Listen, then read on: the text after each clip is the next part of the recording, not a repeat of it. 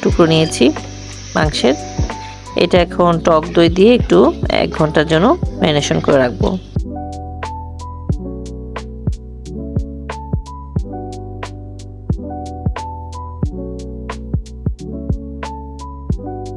Shortcut একটা chicken Tehri করি ঘরোয়া মশলা দিয়ে। এটা একদম খেতে কিন্তু খুবই মজা হয়, একদম হালকা মশলার মধ্যে রান্না হয়।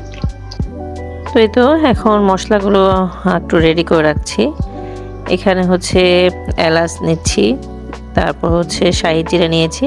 শাহি জিরা বাসায় আছে তাই নিয়েছি, না থাকলে নিতাম না। আর নিয়েছি জয়ফল।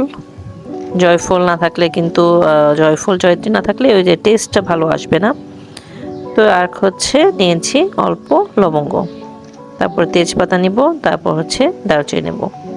আর এখানে হচ্ছে পেঁয়াজ একটু ব্লেন্ড করে নিয়েছি, আর হচ্ছে সাদা গোলমরিচ নিয়েছি, টেস্টিং সল্ট আছে। আর এই কাপটা দিয়ে, রাইস কুকারের কাপটা দিয়ে আমি 5 কাপ চাল ধুয়ে নিয়েছি। এই তো এখন এই তেজপাতাটা একটু ধুয়ে দিব, তারপর হচ্ছে জয়ফল সরি কি বলে দারুচিনি।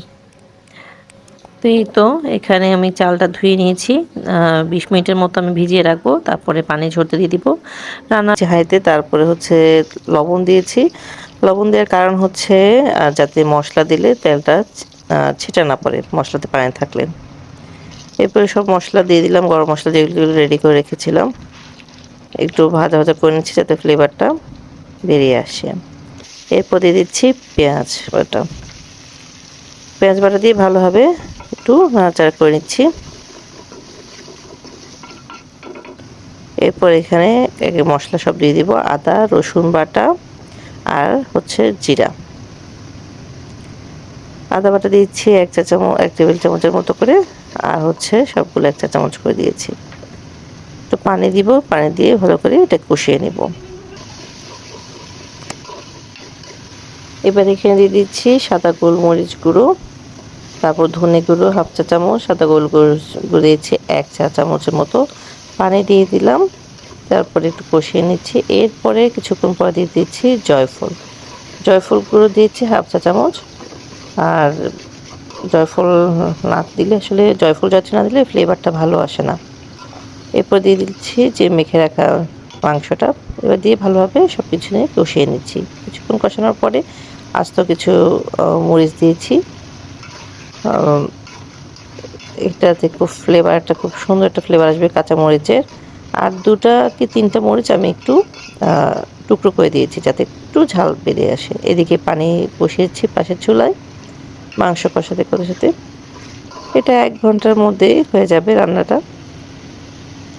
এরপরে হচ্ছে এটাকে ভালোভাবে কষিয়ে নেব। কিছুক্ষণ কষিয়ে নেওয়ার পর আমি এখানে আলু দিয়ে দিচ্ছি। আমার বাচ্চারা সব কিছুতে আলুটা পছন্দ করে তাই আলু দিলাম। আপনারা একবার হলো ট্রাই করে দেখবেন, খুবই মজা, একদম হালকা মশলার মধ্যে। দিয়ে দিলাম 1/2 চা চামচ টেস্টিং সল্ট, 1 চা চামচের মতো চিনি। এবার সব কিছু দিয়ে ভালোভাবে নাড়াচাড়া করে নিচ্ছি। টেস্টিং সল্ট না দিলেও চলে, তা আমি দিলাম একটু টেস্টটা ইনহ্যান্স করার জন্য। এরপরে হচ্ছে কষানো তো হয়ে গেছে, এখানে আমি এবার চালটা দিয়ে দিব।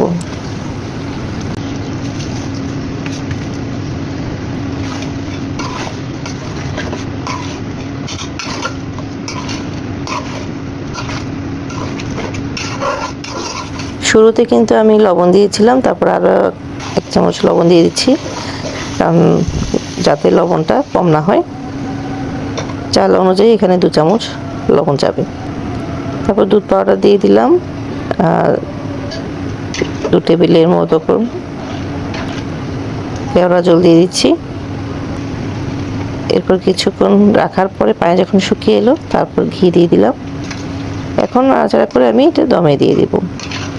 এইটুকু পানিতেই আমি এখন দমে দিব। তো ফিরে এলাম রান্না শেষ হওয়ার পর।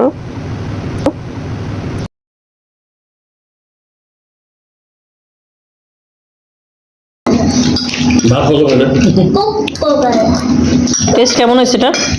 ভালো তো হ্যাঁ ভালো হয়েছে? মাংস সুন্দর পিস করতে পারো না, এর চাইতে ছোট করে নি আর কি মাংস। আর এটা একদম ওই যে ঘরের মশলা, ঘরে যেরকম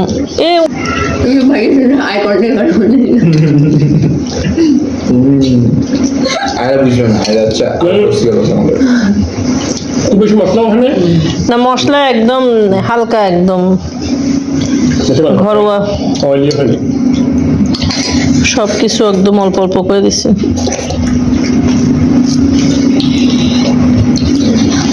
ঠান্ডা ঠান্ডা জিনিস খাই, ঠান্ডা খাই ফ্লেভারটাও ভালো আসছে, তাই না? চিকেন তেহেরি গরম